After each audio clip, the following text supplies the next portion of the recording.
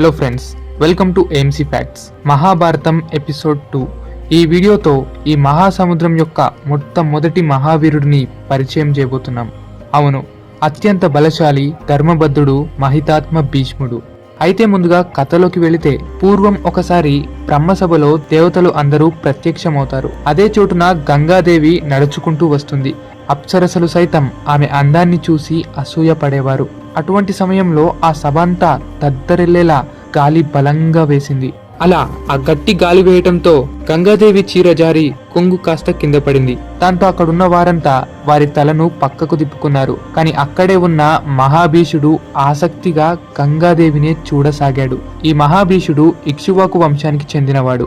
ఎంతో పరాక్రమవంతుడు. ఎన్నో యాగాలు ధర్మాలు పాటించి బ్రహ్మలోకానికి చేరాడు. ఆ మహాభీషుడే సభలో గంగాదేవిని కళ్ళు తిప్పకుండా చూడటంతో బ్రహ్మదేవుడు ఆగ్రహించాడు. మహాభీష, నీ చూపుతో ఈ సభను అపవిత్రం చేశావు.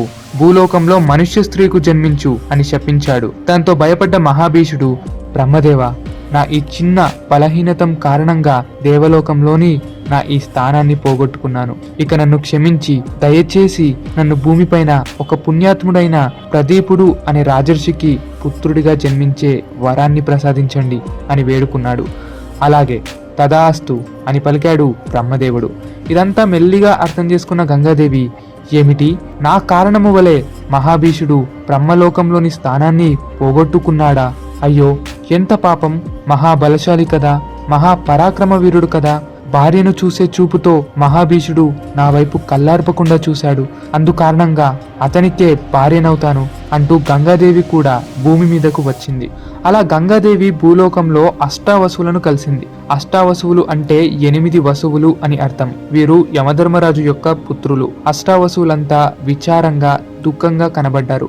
ఏం జరిగిందంటూ గంగాదేవి ప్రశ్నించింది. దాంతో వారు జరిగినదంతా ఇలా వివరించారు. వశిష్ఠముని దగ్గర కామధేనువు అనే ఒక అద్భుత ఆవు ఉండేది. కామధేనువు అనే ఆ ఆవు కావాల్సిన ప్రతిదీ క్షణాల్లో ఏర్పాటు చేసేది.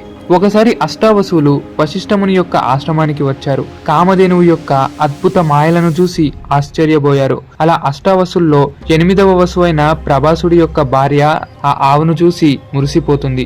ఈ కామధేనువు యొక్క పాలు తాగితే ముసలితనం రాదంటారు. అయితే ఈ ఆవును నా ప్రాణ స్నేహితురాలకి బహుమతిగా ఇవ్వాలి అంటుంది. దానికి మిగతా వసువులంతా కూడా అంగీకరిస్తారు. అలా ప్రభాసుడు కామధేనువు అను ఆవును దొంగలించే ప్రయత్నం చేశాడు. తపస్సులో ఉన్న వశిష్ఠుడు తన దివ్య దృష్టితో జరిగినదంతా చూశాడు. వెంటనే అష్టావసుల ముందు ప్రత్యక్షమయ్యి, నీచుల్లారా, దేవతలయ్యుండి ఇతరుల సొమ్ముని ఆశించి ఈ నీచమైన దొంగతనానికి పాల్పడతారా? వెళ్ళండి, మీ దైవత్వాన్ని కోల్పోయి భూమిపై మానవుల్లా జన్మించండి అంటూ శపిస్తాడు. వెంటనే అష్టావసువులు వశిష్ఠుడి కాళ్ళు పట్టుకొని, మహాత్మా, దేవతలైన మేము కామధేనువును చూసి ఏదో గర్వంతో దొంగతనం చేయబోయాం. మా ఈ తప్పుకి క్షమించి శాపాన్ని వెనక్కు తీసుకోండి అంటూ వేడుకున్నారు. శాంతించిన వశిష్ఠుడు, మీలోని మొదటి 7 వసువులు పుట్టగానే మరణిస్తారు. అలా తిరిగి మళ్ళీ దేవలోకానికి చేరుతారు. కానీ కామధేనువు ఆవును దొంగలించే ప్రయత్నం చేసిన ఈ ప్రభాసుడు మాత్రం తన పూర్తి జీవితాన్ని సంతానహీనుడిగా గడుపుతాడు అంటూ సమాధానమిచ్చాడు వశిష్ఠుడు. అలా వసువులు జరిగిన ఈ విషయాన్నంతా గంగాదేవికి చెప్పారు. అమ్మా గంగాదేవి, పుట్టగానే ఎవరైనా 7 పిల్లలను కోల్పోతారు అంటే ఏ తల్లి కూడా తన గర్భంలో జన్మించడానికి అంగీకరించదు. కాబట్టి మాత, మీరే ఏదో ఒక దారి చూపండి అంటూ వేడుకున్నారు. దాంతో గంగాదేవి, నేను కూడా కొంతకాలంగా వివాహమాడి పిల్లలను కనాలనుకుంటున్నాను. కాబట్టి మీరంతా నా కడుపున జన్మించండి. కానీ నాకొక దీర్ఘాయుష్షు కుమారుడు కూడా కావాలి అని అంటుంది గంగాదేవి. దానికి అష్టావసువులు, అమ్మా గంగాదేవి, మాలో 8వ వసువు అయిన ప్రభాసుడు మహాపరాక్రముడు, దీర్ఘాయుష్యుతో భూలోకంలోనే ఉంటాడు అని సమాధానమిస్తారు. దానికి గంగాదేవి సంతోషించింది. అలా ఒకనాడు భూలోకంలో ప్రదీపుడు అనే రాజు గంగా నది తీరాన్న తపస్సు చేసుకుంటున్నాడు. ఆ సమయంలో గంగాదేవి అక్కడికి వచ్చి అతని యొక్క కుడి తొడపై కూర్చుంటుంది. దాంతో ప్రదీపుడు కళ్ళు తెరిచి చూశాడు. అత్యంత సౌందర్యవతి అయిన గంగాదేవిని చూసి ఆశ్చర్యపోయాడు. ఎవరు నీవు? నా తొడపై ఎందుకు కూర్చున్నావు అని ఆశ్చర్యంగా అడిగాడు ప్రదీపుడు. దాంతో గంగాదేవి, నా పేరు జాహ్నవి, జహ్ను మహర్షి కూతుర్ని. రోజు నీవిక్కడ తపస్సు చేస్తుండగా చూశాను. నీ అందానికి పడిపోయాను. అలాగే నిన్ను ప్రేమిస్తున్నాను. నీకు భార్యనవుదామని ఇటువైపు వచ్చాను అంటూ చెబుతుంది. దానికి ఆ రాజు, అమ్మా, నేను ఏకపత్ని వ్రతుడను, పరస్త్రీపై కన్నెత్తి కూడా చూడను. నీవేమో అమాయకంగా వచ్చి నా కుడి తొడపై కూర్చున్నావు. భార్య ఎప్పుడూ కూడా భర్త యొక్క ఎడమ తొడపై కూర్చుంటుంది. ఇంకా కుడి తొడపై కూర్చునే అర్హత కేవలం ఒక కూతురికో లేక కూతురు సమానమైన తన కోడలికి మాత్రమే ఉంటుంది. కాబట్టి నీవు నా పుత్రుడిని వివాహం చేసుకో అని అంటాడు. అలా ప్రదీపుడు గంగాదేవికి తన కుమారుణ్ణి వివాహం చేసుకోమన్న వరాన్ని అందిస్తాడు. ఇలా చాలా కాలం తరువాత ప్రదీపునికి అలాగే తన భార్య సునందకు శపించబడ్డ మహాభీషుడు శంతనుడిగా జన్మించాడు. ప్రదీపుడికి మొత్తం 3 కుమారులు. వారే దేవపి, శంతను ఇంకా బహ్లికుడు. దేవపి చిన్నప్పుడే తపస్సుకి అడవులకు వెళ్లిపోయాడు. అలా శంతనుడు కురు సామ్రాజ్యానికి రాజయ్యాడు. ఆ రాజ్యానికి రాజధానియే హస్తినాపురం. ఓ రోజు ప్రదీపుడు తన కుమారుడైన శంతనుడిని దగ్గరగా పిలిచి, కుమారా శంతన, చాలా కాలం క్రితం ఒక సుందరమైన కన్య నన్ను కలిసింది. నా కుమారుడిని వివాహమాడు అని వరమిచ్చాను. కాబట్టి ఆమె యొక్క కులం, గోత్రం ఏవీ అడగకుండా ఆమెను పెళ్లి చేసుకో అని అన్నాడు. దానికి శంతనుడు, తండ్రి, మీరు చెప్పినట్టే చేస్తాను, కానీ ఆ స్త్రీని ఎలా గుర్తించటం అని అడిగాడు. దానికి ప్రదీపుడు, ఆమె నీకు గంగా నది తీరాన కనబడుతుంది. ఆమెను చూడగానే నీకు తెలియకుండానే నీ మనసు ఆమెపై ఆకర్షింపబడుతుంది. కాబట్టి ఆమె ఏం చెప్పినా సరే నువ్వు కాదనకుండా వివాహమాడు అని చెప్పి ప్రదీపుడు రాజ్యాన్ని శంతనుడికి అప్పగించి తాను తపోవనానికి వెళ్లిపోతాడు. ఇంకా శంతన మహారాజు యొక్క పాలనలో హస్తినాపురం సిరి సంపదలతో వెలుగుతుంది. ఇంకా శంతనుడు వేట కోసమై గుర్రం మీద అడవులకు బయలుదేరాడు. వెళ్తున్న దారిలో గంగా నది తీరాన్న ఒక అత్యంత అందమైన కన్యను చూశాడు. ఆమెను చూడగానే ప్రేమలో పడ్డాడు. శంతనుడిని చూసిన ఆ కన్య కూడా ఎంతగానో ఇష్టపడింది. ఆమె మరెవరో కాదు, గంగాదేవి. వెంటనే శంతనుడు గుర్రం మీద నుండి దిగి తన వద్దకు వెళ్లి, ఎవరు కన్యా నీవు? ఒంటరిగా ఇక్కడేం చేస్తున్నావు అని అడిగాడు. దానికి గంగాదేవి వేరే మాట లేకుండా, మహారాజా, మీరు నన్ను వివాహం చేసుకోవాలనుకుంటే నేను కాదనను. కానీ వివాహం తరువాత నేనేం చేసినా సరే మీరు నన్ను అడ్డగించకూడదు, కాదని ప్రశ్నించకూడదు. ఒకవేళ అలా చేస్తే ఆ మరుక్షణమే మిమ్మల్ని వదిలేసి వెళ్లిపోతాను అని షరత్తు పెట్టింది. దాంతో శంతనుడికి తన తండ్రి మాటలు గుర్తుకు వచ్చాయి. తండ్రి చెప్పిన ఆ కన్య ఈవిడేనని గ్రహించి ఆమెను వివాహమాడుతాడు. అలా పెళ్లైన సంవత్సరం తర్వాత గంగాదేవి ఓ మగబిడ్డకు జన్మనిస్తుంది. దాంతో శంతనుడు ఎంతో ఆనందపడతాడు. కానీ ఆ ఆనందం ఎక్కువసేపు నిలవలేదు పాపం. గంగాదేవి వెంటనే ఆ బిడ్డను గంగా నది తీరాన్న తీసుకువెళ్లి శంతనుడి కళ్ళ ముందే నదిలో పడవేసింది. అది చూసిన శంతనుడి గుండె బద్దలయ్యింది. ఎంతో ఆగ్రహంతో ఎందుకిలా చేశావు అని అడగబోయాడు. కానీ పెళ్లికి ముందు భార్యకిచ్చిన మాటను గుర్తు తెచ్చుకొని నోటి మాట రాకుండా మౌనంగానే ఎంతో దుఃఖించాడు. ఆ తర్వాత గంగాదేవికి 6 పుత్రులు జన్మించారు. వారందరినీ కూడా గంగా నదిలో పడవేసింది గంగాదేవి. అది చూసిన శంతనుడికి అంతులేని దుఃఖం, వేల అగ్ని జ్వాలాల ఆగ్రహం. కానీ వివాహానికి ముందు మాటిచ్చినట్టుగా శంతనుడు ఏమీ ప్రశ్నించలేకపోతాడు. దుఃఖాన్ని అంతా దాచి మౌనం పాటిస్తాడు. ఆ తర్వాత గంగాదేవి 8వ బిడ్డకు జన్మనిస్తుంది. ఆ బిడ్డను కూడా తీసుకొని గంగాదేవి నదిలో పారవేయడానికి వెళుతుంది. అది చూసిన శంతనుడు ఈసారి మాత్రం మౌనంగా నిలవలేకపోయాడు. ఆగు, ఎందుకిలా చేస్తున్నావు అంటూ గంగాదేవిని అడ్డగించాడు. వెంటనే గంగాదేవి తన నిజ రూపాన్ని ధరించి శంతనుడికి జరిగినదంతా చెబుతుంది. మహారాజా, అష్టావసువులు దేవతలు కనుక దేవలోకంలో వారి అవసరం ఎంతో ఉంది. ఆ అష్టావసులంతా నా కడుపున జన్మించారు. అందువల్ల వారిని చంపి శాపం నుండి విముక్తి కలిగించాను. కానీ ఈ 8వ వాడు సంతానహీనుడిగా భూమిపై పూర్తి జీవితాన్ని గడుపుతాడు. అయితే మీరు పెళ్లికి ముందు ఇచ్చిన మాటను పూర్తిగా తప్పారు. కావున నేను మిమ్మల్ని వదిలి వెళ్లిపోతున్నాను. ఈ బిడ్డను కూడా నాతో పాటు తీసుకువెళ్లి పరాక్రమ వీరునిగా తీర్చిదిద్ది తిరిగి మీ దగ్గరకు పంపిస్తాను అని చెప్పి గంగాదేవి అటు నుండి అటే మాయమవుతుంది.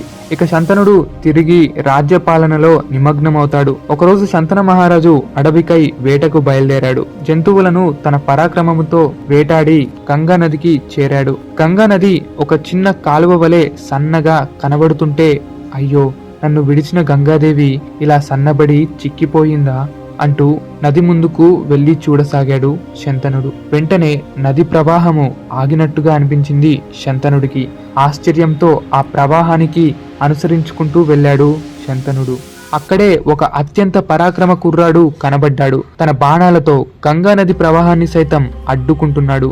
ధనుర్బాణాలు చేత ధరించిన ఆ కుమారుడు అత్యంత పరాక్రమ తేజస్సుతో వెలిగిపోతున్నాడు. అతడిని చూసిన శంతనుడు ఎంతో ఆశ్చర్య ఆనందంతో ఎవరివి పుత్రా నీవు అని అడిగాడు. అప్పుడే ఆ కుర్రాడి వెనక నుండి గంగాదేవి వచ్చి ముందుకు నిలిచింది. మహారాజా, ఇతడు అత్యంత పరాక్రమ వీరుడు. సాక్షాత్తు పరశురాముడి వద్ద అస్త్ర శస్త్రాల విద్యను పొందాడు. బృహస్పతి, శుక్రాచార్య వంటి గురువుల వద్ద శాస్త్ర వేదాలను సైతం నేర్చుకున్నాడు. ఇతడే మీ పుత్రుడు దేవవ్రతుడు అంటూ గంగాదేవి చెప్పింది. అలా ఎన్నో ఏళ్ల తర్వాత శంతనుడు తన కుమారుడిని చూడగా అవధులు లేని ఆనందంతో పొంగిపోయి దేవవ్రతుడిని గట్టిగా కౌగిలించుకున్నాడు. గంగాదేవి అక్కడి నుండి సెలవు తీసుకుంటుంది. దేవవ్రతునికి ఎంతో ఉత్సాహంతో యువరాజుగా పట్టాభిషేకం చేస్తాడు శంతనుడు. అలా 4 ఏళ్లు గడిచాయి. శంతనుడు మళ్లీ ఓసారి వేట కోసమై బయలుదేరాడు. అలా యమునా నది తీరాన్న చేరుకున్నాడు. అతనికి ఎక్కడి నుండో గొప్ప సువాసన వచ్చింది.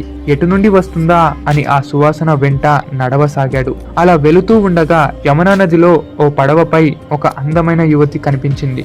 ఎవరు నీవు అని ప్రశ్నించాడు. దానికి ఆ యువతి, నా పేరు యోజనగంధి, నేను దాశరాజు యొక్క కూతుర్ని అని సమాధానమిస్తుంది. ఈ యోజనగంధి మనం ఇంతకు ముందు మాట్లాడుకున్న వ్యాసుడి తల్లి అయిన సత్యావతియే. ఆమెను గంధావతి, యోజనగంధి అని కూడా పిలుస్తారు. యోజనం వరకు గంధపు వాసన రావటం వలన ఈ నామం వచ్చింది. అయితే సత్యావతిని చూసిన శంతనుడు ఆమెను ఎంతగానో ప్రేమించాడు. నన్ను పెళ్లి చేసుకోమంటూ కోరాడు. దానికి సత్యావతి తండ్రి అనుమతి కూడా ఉండాలి అనటంతో శంతనుడు వెంటనే దాశరాజు దగ్గరకు వెళ్లి, ఓ దాశరాజా, నేను హస్తినాపురం యొక్క రాజు శంతనుడిని. మీ కూతుర్ని మొదటి చూపుతోనే ఎంతగానో ఇష్టపడ్డాను. మీరు అంగీకరిస్తే తనను వివాహమాడి హస్తినాపురానికి రాణిని చేస్తాను అని చెబుతాడు. దానికి దాశరాజు, మహారాజా, మీ అంతటి వారే వచ్చి కోరితే మేము కాదంటామా? కానీ నాదొక చిన్న విన్నపం. వివాహం తరువాత నా కుమార్తె కడుపున జన్మించే పుత్రుడినే మీరు రాజుగా పట్టాభిషేకం చేయాలి. అలా చేస్తానని వాగ్దానం చెయ్యండి అంటూ చెప్పాడు. దానికి శంతనుడు, లేదు, నా శ్రేష్ఠ పుత్రుడైన దేవవ్రతుడు ఎంతో గుణవంతుడు. అతడిని కాక మరెవ్వరికీ రాజ్య అధికారాన్ని నేను ఇవ్వదలచలేదు. కావాలంటే మరేదైనా కోరుకోండి అని అంటాడు. దానికి దాశరాజు, మహారాజా, ఒకవేళ నా కుమార్తె మిమ్ములను వివాహమాడితే నీ జ్యేష్ఠ పుత్రుడికి తాను సవతి తల్లి అవుతుంది. సత్యావతి పుత్రులంతా యువరాజుకి దాస్యం వహించాల్సి ఉంటుంది. అటువంటి జీవితాన్ని నా కూతురికి నేను ఇవ్వదలుచుకోలేదు అని బదులిస్తాడు. కానీ శంతనుడికి తన కుమారుడంటే అంతులేని ప్రేమ. అందువలన దానికి తిరస్కరించి హస్తినాపురానికి చేరుతాడు. అయినప్పటికీ సత్యావతిని మరవలేకపోతాడు. రాజ్యాన్ని మర్చాడు. రాజ్య కార్యాలను కూడా విడిచాడు. ఎవరితోనూ సరిగ్గా మాట్లాడట్లేదు. ఎప్పుడూ ఒంటరిగానే స్థిరపడేవాడు. సమయానికి భోజనం కూడా చెయ్యట్లేదు. దాంతో ఏమైందా అని తన కుమారుడు దేవవ్రతుడు మంత్రులందరినీ సమావేశపరిచి విషయం ఏంటో తెలుసుకుంటాడు. తన తండ్రి శంతనుడు సత్యావతిని ప్రేమిస్తున్నాడని, అలాగే వారి వివాహానికి తన తండ్రి ఒక షరతు పెట్టాడని తెలిసి, అయ్యో, నా తండ్రి నా వలనే ఇంత దుఃఖిస్తున్నాడా అనుకొని తానే స్వయంగా దాశరాజు వద్దకు వెళ్లి మాట్లాడుతాడు దేవవ్రతుడు. దాశరాజా, నా తండ్రి శంతనుడు మాత సత్యావతిని ప్రేమించాడు. వెంటనే వారిద్దరికి వివాహం చేయండి అంటూ కోరుతాడు దేవవ్రతుడు. దానికి దాశరాజు, ఓ యువరాజా, దానికి మీరు ఈ షరతును ఒప్పుకోవాలి. నా కూతురు కడుపున జన్మించేవారే హస్తినాపురానికి రాజు కావాలి అంటూ చెబుతాడు. దానికి దేవవ్రతుడు, మీరు కోరినట్టే నేను నా సింహాసనాన్ని త్యజిస్తాను. మాతా సత్యావతి గర్భాన జన్మించే పుత్రులే నా ఈ రాజ్యాన్ని పరిపాలించేలా చేస్తాను అని భీకరంగా చుట్టూ అందరూ చూస్తుండగా ప్రతిజ్ఞ చేస్తాడు దేవవ్రతుడు. అప్పుడు దాశరాజు, ఓ యువరాజా, మీరంటే తండ్రిపై ప్రేమతో సింహాసనాన్ని త్యజిస్తానంటున్నారు. బాగుంది, కానీ రేపు మీకు పుట్టబోయే పుత్రులు రాజ్యకాంక్షతో తిరుగుబాటు చేయరన్న నమ్మకం ఏమైనా ఉందా అని అంటాడు. దానికి దేవవ్రతుడు, ఓ అలా అయితే వినండి నా మరో ప్రతిజ్ఞ. నేను నా జన్మాంతం వివాహం ఆడకుండా, పిల్లలను కనకుండా, వంశాభివృద్ధిని ఆశించకుండా మాత సత్యావతి గర్భాన జన్మించే వారసత్వాన్నే తరతరాలకు యువరాజుగా నియమించి వారికి సేవకుడై దాస్యం వహిస్తూ బ్రహ్మచార్యాన్ని పాటిస్తానని పంచభూతాల సాక్షిగా ప్రమాణం చేస్తున్నాను అని భీకరంగా ప్రకటిస్తాడు దేవవ్రతుడు. దాంతో ఋషులు, దేవతలు అంతా దేవవ్రతుడు చూపిన ఈ తండ్రి ప్రేమకు మెచ్చి పూల వర్షాన్ని కురిపించి భీష్ముడు అంటూ పలికారు. అప్పటి నుండి దేవవ్రతుడు భీష్మునిగా ప్రఖ్యాతి చెందాడు. అలా దాశరాజు ఎంతో ఆనందంతో తన కూతురు సత్యవతిని భీష్ముని వెంట హస్తినాపురానికి పంపించాడు. భీష్ముడి పితృభక్తికి మెచ్చిన శంతనుడు ఎంతగానో ఆనందించాడు. అలాగే ఇచ్ఛామృత్యువు అనబడే వరాన్ని ప్రసాదిస్తాడు. ఇచ్ఛామృత్యువు అంటే తనకు నచ్చినప్పుడే మరణాన్ని పొందటం. అలా ఎంతో ఘనంగా శంతనుడికి సత్యవతికి వివాహం అవ్వింది. అలా కొంతకాలం తర్వాత సత్యవతి దేవి ఇద్దరు మగబిడ్డలకు జన్మనిస్తుంది. వారికి చిత్రాంగద, విచిత్ర వీరుడు అని నామకరణం చేస్తారు. అలా వారు చిన్న వయసులో ఉన్నప్పుడే శంతనుడు అనారోగ్య కారణంగా మరణిస్తాడు. భీష్ముడు తన ప్రతిజ్ఞకు కట్టుబడి సింహాసనాన్ని తాకకుండా తన చిన్ని చిన్ని తమ్ములను రాజుగా ప్రకటించేంత వరకు ఎంతో శ్రమిస్తూ రాజ్యాన్ని రక్షిస్తున్నాడు. రాజ్య బాధ్యతలు, కుటుంబ బాధ్యతలు అన్నీ తానే చూసుకుంటున్నాడు. అలా తన తమ్ముళ్లను సవతి తల్లి కుమారులుగా చూడకుండా తండ్రి బాధ్యతలన్నీ తానే వహిస్తున్నాడు. అలా కొంతకాలం తర్వాత చిత్రాంగదుడికి రాజుగా పట్టాభిషేకం చేస్తారు. చిత్రాంగదుడు ఎంతో అహంకారంతో నడిచేవాడు. తానే బలవంతుడని గర్వపడి గంధర్వులను సైతం సవాలు చేస్తుంటాడు. అలా ఒకసారి చిత్రాంగదుడు కురుక్షేత్రం అనే స్థలానికి వెళ్తాడు. అక్కడే చిత్రాంగదుడు అన్న పేరు గల గంధర్వరాజు కూడా ఉండేవాడు. కానీ గంధర్వరాజు యొక్క పేరు కూడా చిత్రాంగదుడే. సో ఈ విషయంలో కాస్త కన్ఫ్యూజ్ అవ్వకండి. అలా ఆ గంధర్వరాజు చిత్రాంగదుడిపై ద్వంద్వ యుద్ధానికి రమ్మంటూ సవాలు విసురుతాడు. నేనేమీ తక్కువ తినలేదులేరా మూర్ఖుడా అని ఈ శంతన కుమారుడైన చిత్రాంగదుడు కూడా యుద్ధానికి కాలు దువ్వాడు. అలా యుద్ధంలో చిత్రాంగదుడిని తాకాలంటే ముందు భీష్ముడిని తాకాలి. భీష్ముడు అమితమైన బలం కలవాడు. అందువల్ల ఆ గంధర్వరాజు కేవలం ద్వంద్వ యుద్ధం అన్న పేరుతో చిత్రాంగదునికి రెచ్చగొడతాడు. అహంకారంతో సత్యవతి కుమారుడైన చిత్రాంగదుడు యుద్ధంలో కాలు దువ్వి అక్కడే మరణిస్తాడు. అలా సత్యవతి రెండవ కుమారుడైన విచిత్ర వీరుడు సింహాసనం ఎక్కుతాడు. కానీ విచిత్ర వీరుడు రాజ్యాన్ని పరిపాలించేంత సమర్థుడు కాదు. అందువలన రాజ్యాభివృద్ధి అంతా భీష్ముడే దగ్గరుండి చూసుకునేవాడు.